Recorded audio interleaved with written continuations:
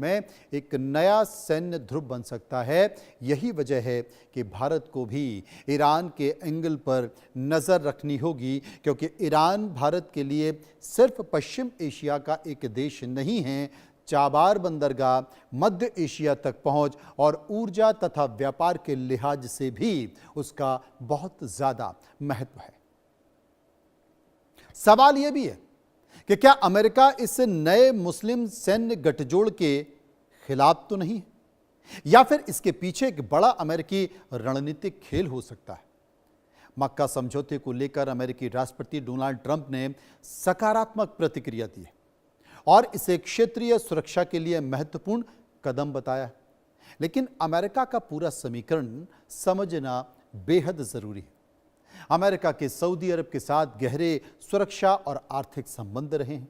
तुर्की NATO का सदस्य है और पाकिस्तान भी लंबे समय से अमेरिका की रणनीतिक गणित में महत्वपूर्ण भूमिका निभा रहा है। यानी कि अगर पश्चिम एशिया में सुरक्षा का नया ढांचा बनता है तो उसे अमेरिका नजरअंदाज नहीं कर सकता। दूसरी तरफ ईरान के साथ अमेरिका का टकराव पहले से मौजूद है। ऐसे में सवाल है कि क्या वॉशिंगटन इस गठजोड़ को ईरान के प्रभाव को संतुलित करने के लिए एक साधन के तौर पर इस्तेमाल करता हुआ दिखाई दे रहा है। पाकिस्तान की भी बात कर लेते हैं, क्योंकि पाकिस्तान इस समझौते का सिर्फ एक सदस्य नहीं है, वो इस गठजोड़ को आगे बढ़ाने की सार्वजनिक कोशिश कर रहा है, भरपूर कोशिश कर रहा है, तमाम मुस्लिम देशों को जोड़ने की कोशिश में लगा हुआ है।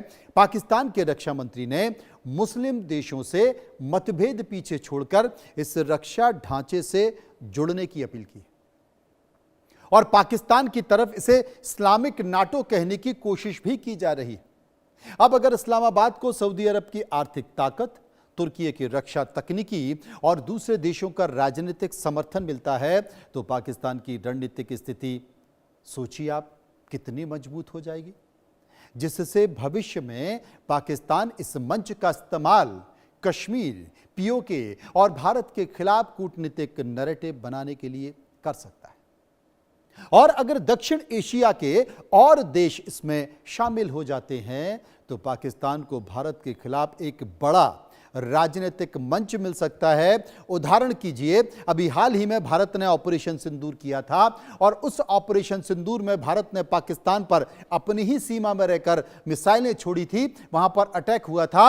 अगर भविष्य में फिर ऐसी स्थिति आती है और पाकिस्तान उसका जवाब देने के लिए खड़ा हो जाता है तो तमाम ऐसे इस्लामिक देश जो इस संगठन से जुड़ रहे हैं वो देश भी अपने ऊपर वो हमला मानेंगे और वो भारत के खिलाफ हो सकता है, वो एक्शन भी ले सकते हैं।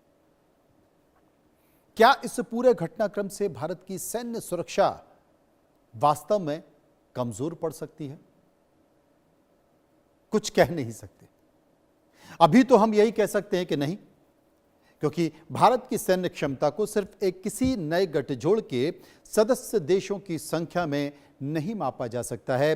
भारत के पास एक बड़ी आधुनिक थल सेना है, वायुसेना है, लंबी दूरी की मिसाइल क्षमता है, परमाणु त्रिकोण और सबसे महत्वपूर्ण हिंद महासागर में एक मजबूत नौसैनिक उपस्थिति है। और यही हिंद महासागर में भारत की भौगोलिक स्थिति और नौसैनिक क्षमता उसे किसी भी नए समुद्री समीकरण का मुकाबला करने की महत्वपूर्ण क्षमता देती है।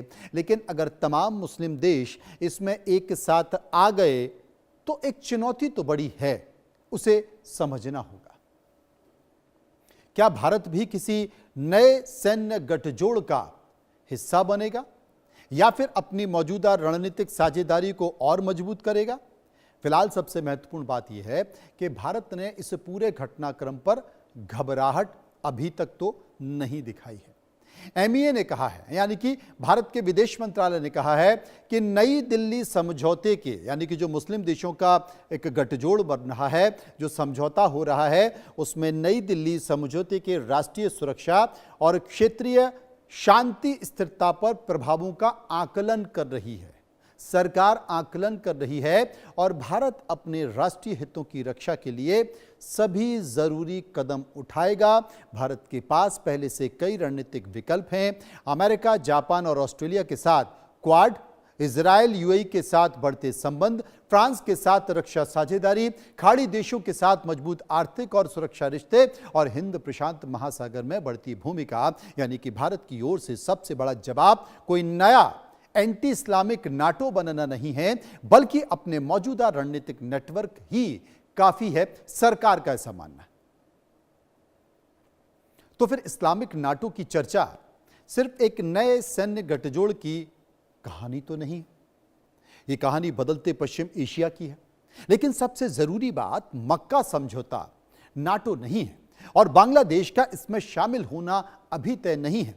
फिर भी भारत अपने हितों की रक्षा के लिए सतर्क है और लगातार उस पर नजर बनाए हुए है। लेकिन ये मुस्लिम देशों का गठबंधन अगर हो जाता है तो एक चुनौती तो है। इस विषय पर इतना ही, बात एक और विषय की।